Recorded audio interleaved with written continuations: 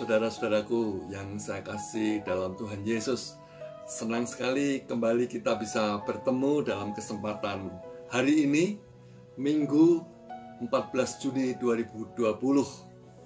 Untuk kesekian kalinya kita masih melakukan ibadah di rumah kita masing-masing.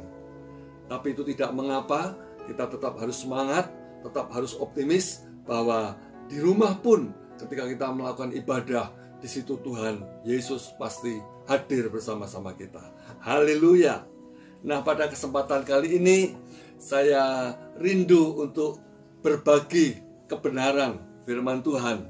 Kali ini topik yang akan saya bagikan yaitu tentang pelayanan. Apa sesungguhnya yang menjadi kunci keberhasilan dalam sebuah pelayanan? Itu sebabnya saya memberi judul renungan atau sharing firman ini yaitu True Successful Ministry. True Successful Ministry. Kalau di Indonesia kan yaitu pelayanan yang berhasil di pemandangan Tuhan. Pelayanan yang berhasil di pemandangan Tuhan. Itu yang ingin saya bagikan kepada saudara-saudara dimanapun engkau berada. Kiranya Tuhan Yesus menolong kita semua. Nah, saudaraku, umumnya selama ini kebanyakan para pemimpin gereja maupun jemaat beranggapan, berasumsi bahwa pelayanan di sebuah gereja yang dipandang sukses, yang dipandang berkembang, dipandang maju, sangatlah ditentukan oleh beberapa faktor. Apa sajakah faktor itu? Saya mencoba untuk mempelajari, mengamati, dan saya temukan minimal ada 5 faktor yang dianggap menjadi kunci atau rahasia keberhasilan pelayanan dalam sebuah gereja lokal. Nah, secara cepat saya akan membagikan apa 5 faktor itu. Yang pertama, orang beranggapan gereja itu akan berhasil pelayanannya kalau mempunyai program yang bagus. Ini yang pertama, program yang bagus. Nah, misalnya apa program yang bagus itu? Ya, di gereja ini ditampilkan, dihadirkan pembicara-pembicara, pengkhotbah-pengkhotbah yang terkenal, pengkhotbah-pengkhotbah yang hebat, pembicara-pembicara yang menarik, yang bisa memikat hati jemaat atau audiens yang hadir di gereja itu. Faktor pembicara menjadi hal yang penting. Apalagi saudaraku, kadang diundang juga artis-artis rohani yang kondang. Apakah dia seorang penyanyi ataukah seorang selebritis di bidang entertain yang lain yang dihadirkan di gereja untuk bersaksi, untuk sharing sesuatu, apakah untuk melakukan pujian penyembahan. Jadi gereja ini punya program yang bagus. Apalagi gereja ini punya acara yang kreatif, acara yang inovatif, acara yang menarik, yang dikemas demikian rupa, sehingga itu membuat menjadikan daya tarik tersendiri bagi jemaat di gereja tersebut. Hal yang lain masih berkaitan dengan program yang bagus, yaitu di gereja ini dikembangkan suasana ibadah yang menyenangkan. Suasana ibadahnya menyenangkan sekali. Sehingga orang ketika datang di gereja beribadah, mereka nikmat, mereka enjoy, mereka betah di gereja itu. Nah, ini yang pertama, yaitu program yang bagus. Faktor yang kedua yang dianggap juga sebagai penentu keberhasilan pelayanan di gereja, yaitu SDM yang cakap, SDM yang handal, SDM yang mumpuni di masing-masing bagian atau bidang pelayanan di gereja tersebut. Karena ada banyak bidang pelayanan. Di bidang usher, penyambut tamu atau penyambut jemaat, di bidang pujian penyembahan, worship leader, singer, pemain musik, choir, penari, tamborin, di bidang yang di balik layar, soundman yang mengatur sound system, mengatur multimedia, pelayanan yang lain apa? Misalnya sekolah minggu, guru-guru sekolah minggunya. Apalagi saudaraku? Di bidang konseling, para konselor yang ada di gereja itu Ya, semuanya di training, semuanya dilatih, dibuat mantap. Wah, itu menjadi faktor penentu keberhasilan di gereja itu. Demikian juga di bidang-bidang yang lain, mungkin bidang besuk atau perlawatan. Ya, semuanya dilatih. Para aktivis pelayanan di gereja, para pekerja di gereja itu, ya, para pelayan di gereja itu betul-betul dilatih, di training. Ya, kalau perlu dikursuskan, ya, tanda petik disekolahkan, sehingga mereka bisa melayani dengan maksimal, dengan bagus. Jadi gereja ini punya SDM yang cakap, SDM yang handal, SDM yang mumpuni. Itu yang kedua. Yang ketiga apalagi saudaraku, yaitu penata layanan atau manajemen pelayanan yang rapi, yang terstruktur bagus, yang profesional, yang dikembangkan oleh gereja itu. Jadi penata layanan atau manajemen pelayanan yang bagus, semuanya tertib, semuanya rapi. Untuk ibadah raya pun dikelola sedemikian rupa, ya, sehingga jalannya ibadah itu tidak, istilah bahasa Jawanya pating petakilan gitu. Ya, pating serabutan gitu, enggak saling tumpang tindih, tidak, tapi semuanya diatur tertata rapi dari awal ketika pembukaan, ya, sampai penutup kebaktian, penutup ibadah diatur dalam sebuah rangkaian pelayanan ibadah yang bagus. Ya, administrasi gereja itu juga tertib, ya. Data keanggotaan jemaat juga rapi, ya. Jadi setiap jemaat terdata rapi sekali. Ya, baik orang perorangan maupun keluarga per keluarga, semua data jemaat lengkap. Ya, secara administratif kegerejaan bagus. Ya, jadi manajemen pelayanannya luar biasa. Ya, apalagi saudaraku. Nah, ini yang keempat, ini saya menemukan juga yang sering dipandang sebagai faktor penentu keberhasilan pelayanan di gereja, yaitu sarprasnya mantul. Sarana prasarananya mantap betul. Ya, bagus. Di gereja tuh gedung gerejanya ber-AC, ya, apalagi dikasih mungkin ya wallpaper, ya kan, berkarpet lantainya, sehingga kalau jemaat masuk, ya, di gereja itu, wah, rasanya enak sekali, empuk, ya, tidak terdengar suara sepatu atau sandal atau alas kaki yang ceplok gitu, nggak kedengaran, ya. Kadang orang kan ke gereja mungkin, ya, ada yang pakai sandal, kadang-kadang. Jadi tetap bisa teredam suaranya. Karpet, ya, apalagi saudaraku. Ya, sound systemnya, musiknya luar biasa. Ya, canggih semuanya. Sehingga ketika pujian penyembahan dinaikkan, wah, musiknya luar biasa karena musiknya semuanya kelas number one. Sound systemnya kelas number one semuanya. Ya, ini menjadi sarana penunjang yang luar biasa, sehingga pelayanan di gereja itu bisa dikatakan wah hebat, sukses karena prasarana dan sarana semuanya hebat. Ya, saya pernah mendengar kesaksian seorang hamba Tuhan pada awal tahun 90-an. Itu zaman saya masih muda, saudara. Ya, tahun 90-an. Beliau ini seorang hamba Tuhan, gembala di sebuah kota di Jawa Barat, tidak saya sebutkan namanya. Beliau ini juga sering keliling mengajak artis-artis rohani untuk pelayanan KKR. Dia katakan, di gereja saya ini, saya punya 4 set, ya, 4 set alat musik, saudara.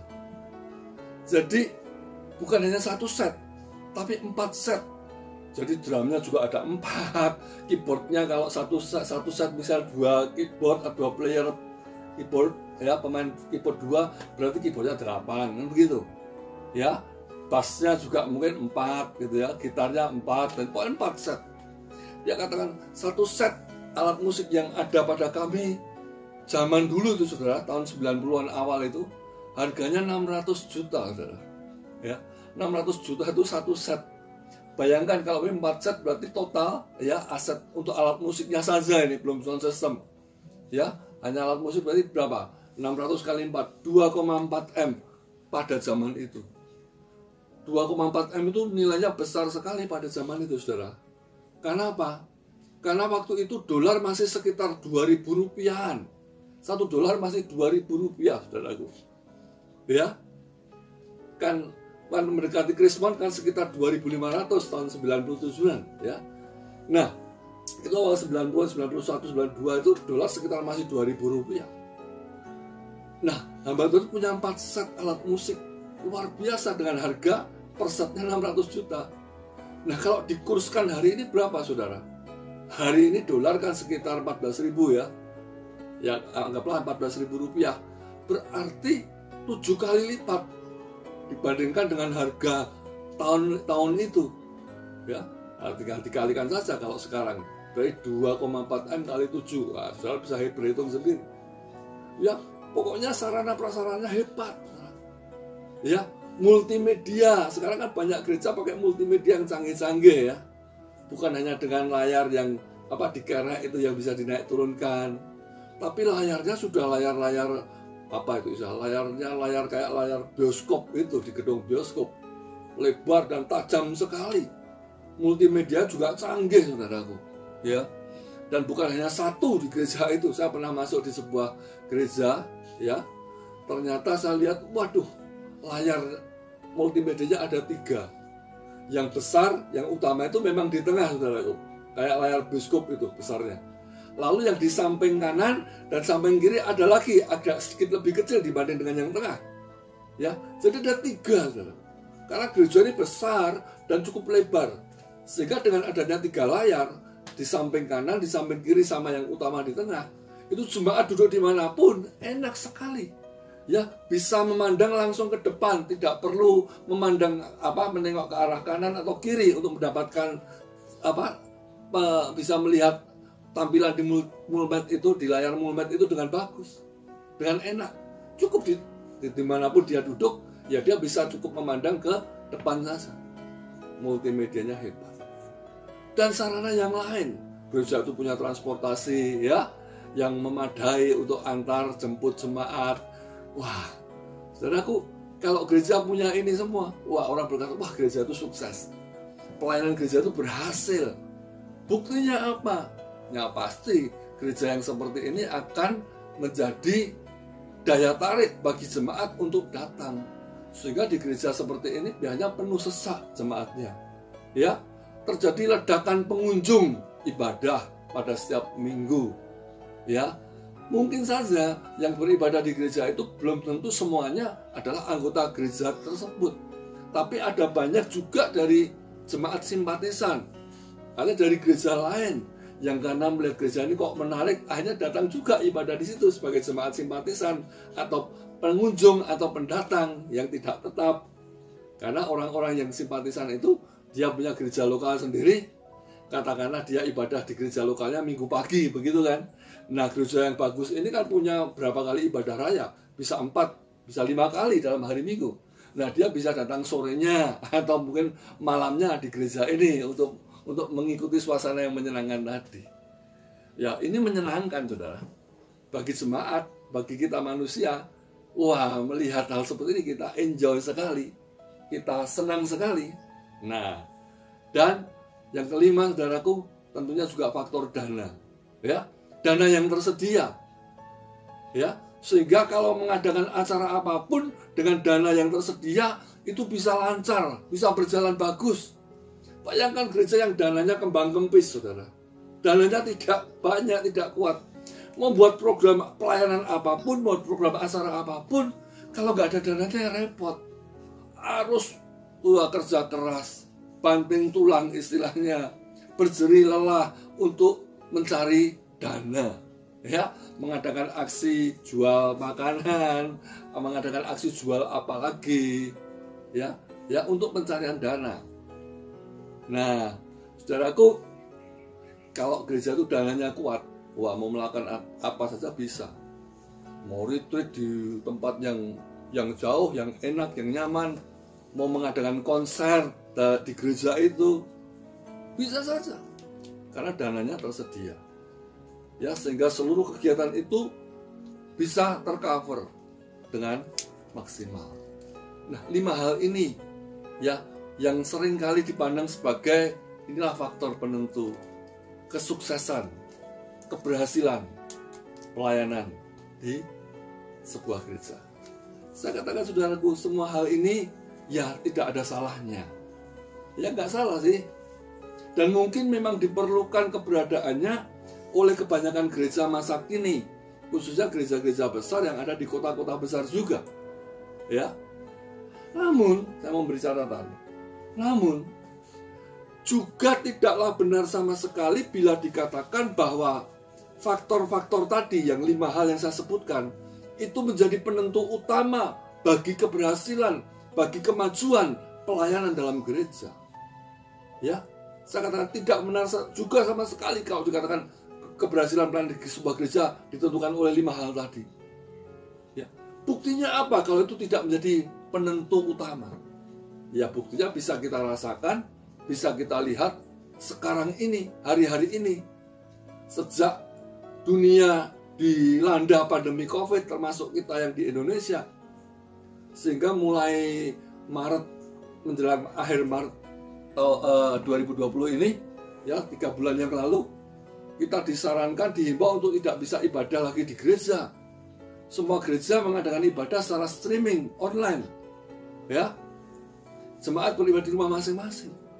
Ya, saudaraku lihat, gereja-gereja besar dengan segala sarana, prasarana, fasilitas yang mewah, yang hebat, sekarang tidak terpakai kan? Iya kan? Iya. Gedungnya nggak bisa dipakai, sound systemnya juga nggak bisa dipakai, ya, multimedianya juga nggak bisa dipakai. Sejak 22 Maret yang lalu itu, ya kan? Kan jemaat nggak bisa ibadah di gereja. Lalu pelayan-pelayan yang lain sudah dipersiapkan tadi, ya sekarang nggak ada pelayanan. Guru sekolah minggunya gimana? Ya, WL-nya gimana? Pemain musiknya bagaimana? Ya kan? Singer choir-nya bagaimana? Ya kan? Semuanya stop. Tapi apakah pelayanan di gereja itu berhenti? Ya tidak, bisa dilakukan secara online. Tapi saya katakan berarti semua itu tidak menentukan pelayanan. Dan ke depan, saudara, gereja harus mau tidak mau, suka tidak suka, harus menyesuaikan diri dengan keadaan pasca pandemi COVID ini. Masuk di sebuah era yang namanya new normal, kenormalan baru. Kita nggak bisa lagi ibadah seperti sebelum COVID-19. Ya, jadi gereja yang tidak menyesuaikan diri, saudaraku, akan kesulitan nanti di kemudian hari. Mulai hari ini, ya kita harus menyesuaikan diri. Karena sebenarnya faktor keberhasilan pelayanan tidak ditentukan oleh 5 faktor tadi ternyata. Jadi saudaraku, kalau demikian, apa sesungguhnya yang menentukan sebuah keberhasilan dalam pelayanan? Apakah di gereja, apakah di luar gereja? Nah, ini penting untuk kita pelajari bersama-sama. Nah, untuk itu saudaraku, kita akan belajar dari kehidupan dan pelayanan seorang yang bernama Rasul Paulus. Saya sangat kagum dengan sosok hamba Tuhan ini. Dan saya banyak belajar juga dari Rasul Paulus, saudara. Ya, kalau kita belajar dari kehidupan dan pelayanan Rasul Paulus, kita akan bisa mendapatkan nilai-nilai tentang rahasia untuk berhasil dalam pelayanan. Seperti tema awal tadi yang saya sebutkan, judulnya True Successful Ministry. Pelayanan yang berhasil, khususnya di pemandangan Tuhan. Itu pelayanan yang berhasil sesungguhnya, bukan di pemandangan manusia. Nah, kalau kita membaca di 1 Tesalonika pasal 2 ayat 2 sampai yang ke-6, ya, 1 Tesalonika 2 ayat 2 sampai yang ke-6, di situ kita akan bisa belajar tentang prinsip-prinsip pelayanan yang sukses dalam arti kata yang sesungguhnya. Yang barangkali sekarang ini, saudaraku, hal-hal ini sudah sangat luntur, tidak lagi populer, ya. Orang sudah tidak lagi melirik hal-hal yang seperti ini, tapi saya menemukan dari pelayanan Paulus ini, inilah kunci keberhasilan pelayanan Paulus di mata Tuhan, bukan di mata manusia. Ya. Nah, dari 1 Tesalonika pasal 2 ayat 2 sampai 6 tadi, saudaraku, kita bisa menemukan beberapa poin. Ya, secara cepat akan saya bagikan. Ya, apa saja kuncinya yang bisa kita pelajari dari Paulus? Yang pertama, kalau kita baca di ayat yang kedua, saudara, ya, 1 Tesalonika pasal 2 ayat yang kedua, di situ Paulus berkata begini, tetapi sungguh pun kami sebelumnya, seperti kamu tahu, telah dianiaya dan dihina di Filipi. Namun dengan pertolongan Allah kita, kami beroleh keberanian untuk memberitakan Injil Allah kepada kamu dalam perjuangan yang berat. Ini yang pertama dikatakan Paulus di ayat 2. Jadi di sini Paulus berkata, sungguh pun kami sebelumnya seperti engkau tahu, saudaraku, telah dianiaya dan dihina di Filipi. Paulus dalam pelayanannya banyak mengalami hinaan, banyak mengalami aniaya di Filipi, khususnya kesaksiannya kepada jemaat Tesalonika ini. Tetapi kita tahu kalau belajar dari kisah para rasul dan suratan Paulus yang lain, ternyata Paulus dihina, dianiaya, atau menderita bukan hanya di Filipi. Banyak yang dialami Paulus secara dahsyat, secara luar biasa dalam pelayanannya. Yang ini mungkin tidak pernah dialami oleh hamba Tuhan dimanapun, ya, pada zaman kapanpun. Apa yang dialami Paulus selama dia melayani? Dalam pemberitaan Injil, dalam merintis jemaat, banyak, saudaraku. Dia sering di dalam penjara. Dalam penjara bukan berarti melayani narapidana atau orang-orang tahanan di penjara itu, bukan. Memang pada akhirnya Paulus bisa melayani di penjara. Kenapa? Karena dia di dalam penjara sebagai juga tawanan. Jadi berkali-kali Paulus itu ditahan, masuk penjara sebagai tahanan. Ya, karena apa? Bukan melakukan kejahatan, tidak kriminal, bukan, tapi karena dia memberitakan Injil. Ya, sehingga di situ dia juga mendapat kesempatan akhirnya untuk bersaksi kepada orang-orang di penjara yang lain gitu. Ya, baik di Filipi, ya di Roma, macam-macam, saudara. Beberapa surat yang ditulis Paulus yang menjadi bagian dari Perjanjian Baru, ya, ditulis Paulus dari balik jeruji di penjara itu. Jadi Paulus sering di penjara. Beberapa kali dia didera di luar batasnya, disiksa di luar batas, ya, dianiaya di luar batas, itu Paulus alami. Dia juga kerap dalam bahaya maut, saudaraku. Jadi mau mati itu sudah berkali-kali dialami Paulus. 5 kali disesah oleh orang-orang Yahudi, ya.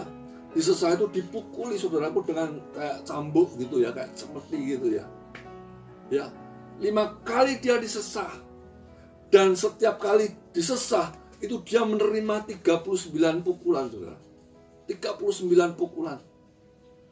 Jadi kalau 5 kali disesah, berapa pukulan cambuk yang dia terima? 5 kali 39, saudara hitung sendiri itu. Ya, berapa? 195 pukulan yang menghajar sekujur tubuh Paulus. Nggak cukup dari situ, saudara. Nggak cukup sampai di situ. Dia pernah sekali dilempari batu sampai dikira bahwa Paulus sudah mati. Dilempar, dirajam batu. Sehingga sampai akhirnya orang-orang yang melempar itu akhirnya pergi. Kenapa? Karena mengira Paulus sudah mati. Itu dialami Paulus, saudara. 3 kali dia mengalami karam kapal. Ya, sehari semalam dia terkatung-katung di tengah laut, di tengah-tengah samudera. Itu dialami Paulus.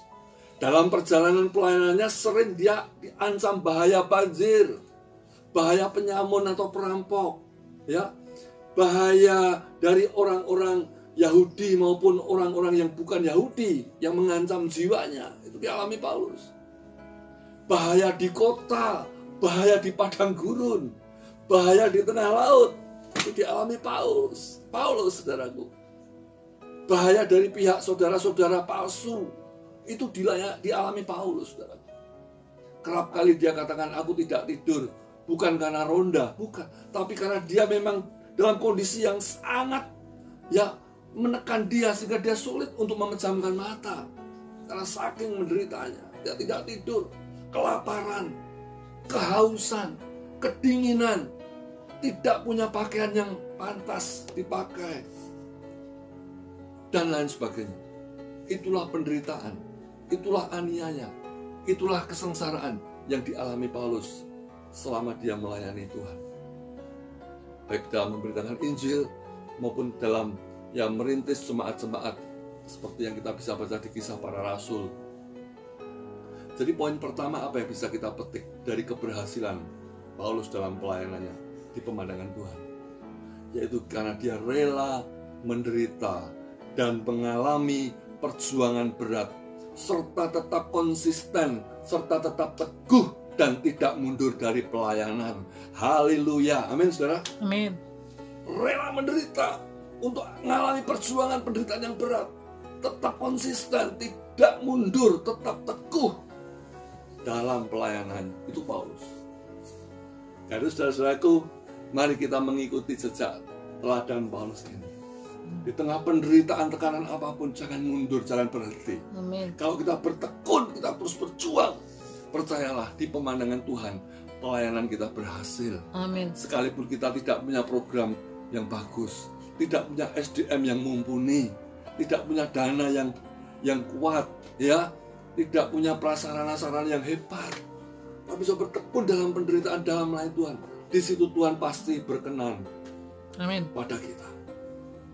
Di tengah masa sukar sekarang ini, di tengah masa pandemi COVID ini, tetap semangat, saudara. Amin. Mari kita terus melayani dengan cara apapun yang Tuhan bisa berikan buat kita. Pelayanan bukan hanya di gereja, saudaraku, tapi mari kita bisa melayani. Ini kesempatan yang Tuhan berikan untuk kita semakin giat melayani Tuhan, melayani pekerjaan Tuhan, dimanapun kita berada hari-hari ini. Amin. Amin. Itu yang pertama. Ya. Yang kedua, di ayat yang ketiga dikatakan begini: sebab nasihat kami tidak lahir dari kesesatan atau dari maksud yang tidak murni dan juga tidak disertai tipu daya, kata Paulus. Dia berkata, sebab nasihat kami tidak lahir dari kesesatan atau dari maksud yang tidak murni dan juga tidak disertai tipu daya. Yang kedua, poin apa yang bisa kita petik dari statement Paulus di ayat 3 ini? Yaitu, dalam pelayanannya, Paulus memiliki motivasi pelayanan dengan hati yang benar-benar murni dan tulus. Amin. Amin. Ini perlu kita miliki. Mari sebagai para pelayan Tuhan, sebagai hamba-hamba Tuhan yang melayani, mari kita semua orang percaya yang melayani. Ya, kita kan dipanggil untuk melayani bagi orang percaya. Sebagai garam dan terang dunia dimanapun kita ditempatkan. Miliki motivasi pelayanan dengan hati yang benar-benar murni dan tulus. Amin. Pelayanan yang tanpa pamrih, saudaraku. Amin. Ya, jangan punya pamrih dalam pelayanan sedikit pun itu. Belajar dari Paulus, dia katakan, pelayanan kami tidak lahir dari kesesatan, juga tidak lahir dari maksud yang tidak murni, juga tidak disertai tipu daya, tipu muslihat. Kalau saudara kita baca ayat yang ke-9, ya, 1 Tesalonika 2 ayat yang ke-9, di situ Paulus juga berkata begini: sebab kamu masih ingat, saudara-saudara, akan usaha dan jerih lelah kami, sementara kami bekerja siang malam, supaya jangan menjadi beban bagi siapapun juga di antara kamu, dan kami memberitakan Injil Allah kepada kamu. Jadi dalam pelayanannya Paulus membiayai sendiri pelayanannya. Dia tidak menggantungkan pelayanannya dari orang lain, dari persembahan jemaat, meskipun dia berhak untuk itu, tapi dia tidak pakai, tidak mau terima itu. Sebagai gantinya, dia bekerja sebagai seorang pembuat tenda, tent maker, bersama temannya sepasang suami istri yang namanya Aquila dan Priscilla atau Priska, ya. Dari pekerjaan membuat tenda ini, maka tenda yang dijual hasilnya untuk membiayai pelayanan Paulus dan teman-teman tim pelayanannya. Itu Paulus. Itu yang membuat dia berkata, pelayanan kami murni, tidak punya pamrih apa-apa. Saudaraku, kita perlu belajar dari Paulus. Amin. Amin. Percayalah, kalau pelayanan kita murni, Tuhan akan disenangkan, dan percaya Tuhan juga pasti akan memelihara kita. Amin. Ya, itu yang kedua, miliki motivasi pelayanan yang murni, ya, dengan hati yang benar-benar tulus, tanpa pamrih apapun. Jangan kita melayani karena pamrih, ya karena supaya dapat penghasilan, dapat materi. Jangan, saudaraku. Ya, pelayanan yang berhasil ditentukan oleh motivasi yang benar-benar murni dan tulus. Amin. Yang ketiga, kalau kita baca selanjutnya di ayat yang keempat dan ayat yang kelima 1 Tesalonika 2 tadi, dikatakan di ayat 4, sebaliknya karena Allah telah menganggap kami layak untuk mempercayakan Injil kepada kami, karena itulah kami berbicara bukan untuk menyukakan manusia, melainkan untuk menyukakan Allah yang menguji hati kita. Ayat 5, karena kami tidak pernah bermulut manis, hal itu kamu ketahui, dan tidak pernah mempunyai maksud loba yang tersembunyi. Allah adalah saksi, jelas sekali. Yang ketiga, dalam pelayanannya, Paulus tidak punya tendensi, tidak punya kecenderungan sama sekali untuk menyenangkan manusia, menyenangkan hati orang, ataupun untuk mencari untung atau popularitas pribadi, melainkan semata-mata untuk menyukakan Allah, menyenangkan hati Tuhan. Amin, saudara? Amin. Ini perlu kita teladani. Dalam pelayanan mari kita bukan untuk menyukakan hati orang. Ya, untuk apa kita menyenangkan orang kalau tidak menyenangkan Allah? Saya katakan tadi 5 faktor tadi, itu kan kebanyakan untuk menyenangkan manusia, saudara itu. Jemaat disenangkan, datang, ya kan? Yang penting bagaimana? Apakah Allah disenangkan? Paulus berkata, pelayananku bukan untuk menyukakan manusia, juga bukan untuk mencari untung atau popularitas pribadi, melainkan semata-mata untuk menyukakan Allah. Dan lebih jauh dia berkata di Galatia pasal yang ke-1, ya, Galatia 1 ayat yang ke-10. Di situ dia dengan tegas berkata begini, jadi bagaimana sekarang?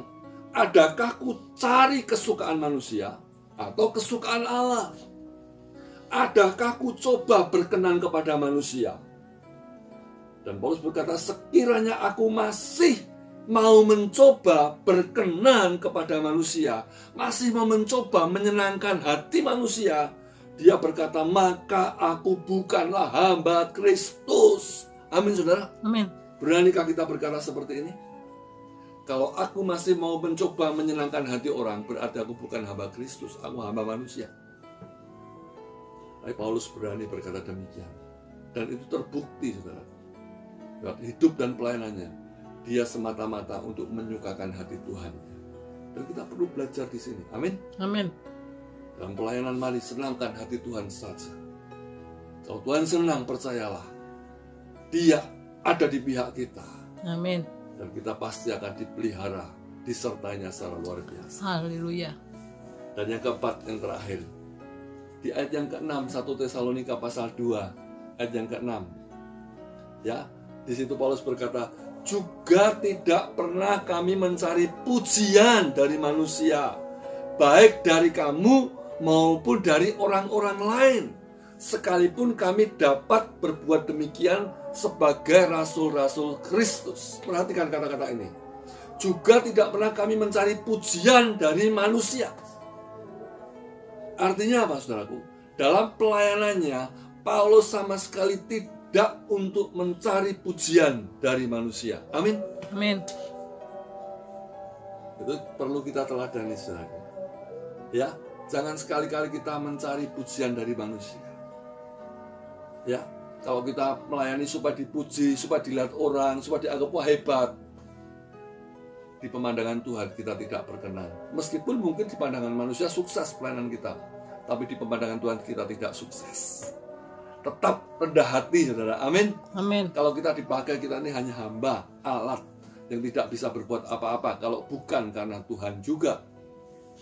Karena itu dalam pelayanan jangan mencari pujian manusia.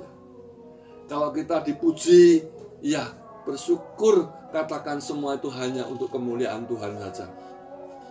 Bukan karena kita hebat, bukan karena kita luar biasa, tapi Roh Kudus yang ada dalam diri kita, yang memakai kita, itu yang luar biasa. Amin. Amin.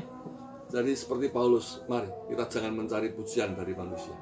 Kalau kita punya 4 hal ini, saudara tadi, ya, dalam pelayanan kita, percayalah, pelayanan kita pasti sukses, berhasil di pemandangan Tuhan. Amin. Amin. Nah, sebagai penutup saudaraku, karena itu sangat layak apabila di saat menjelang akhir hidupnya, karena Paulus tahu bahwa hidupnya tidak lama lagi, dia harus akan menjalani kematian. Ya, Paulus mati pada akhirnya kan dipancung, ya, kepalanya dipenggal sebagai seorang martir juga. Karena saat kematian sudah dekat, Paulus dengan gagah dan dengan mantap berkata, sudah bisa baca itu di 2 Timotius 4 ayat 7 dan 8. Di sana Paulus berkata, aku telah mengakhiri pertandingan yang baik. Aku telah mencapai garis akhir. Aku telah memelihara iman. Ya. Dan sekarang, kata Paulus di ayat yang ke-8 itu, telah tersedia bagiku mahkota kebenaran yang akan dikaruniakan kepadaku oleh Tuhan, hakim yang adil pada harinya. Amin. Amin. Layak Paulus mengatakan itu, karena memang dia sudah menjalani hidupnya sedemikian rupa untuk berkata, aku telah mengakhiri pertandingan yang baik. Aku telah mencapai garis akhir dan aku telah memelihara iman. Dan sekarang telah tersedia bagiku mahkota kebenaran yang akan diberikan, dikaruniakan kepadaku oleh Tuhan, hakim yang adil itu pada harinya. Jadi mari, saudaraku, kalau kita meneladani Paulus, percayalah, kepada kita pun sudah disiapkan karunia, pahala, hadiah, yaitu mahkota kebenaran pada waktu Tuhan menyatakan dirinya nanti. Amin. Amin. Inilah yang menjadi kerinduan saya. Kiranya ini menolong kita, menguatkan kita sebagai orang-orang percaya yang dipanggil melayani juga dimanapun, di bidang apapun. Tetap semangat, setia, ya, melayani Tuhan di tengah situasi yang sulit seperti ini sekalipun. Ya, sampai kapan? Sampai Maranatha, Tuhan Yesus datang untuk kali yang kedua. Kiranya Tuhan Yesus memberkati. Shalom.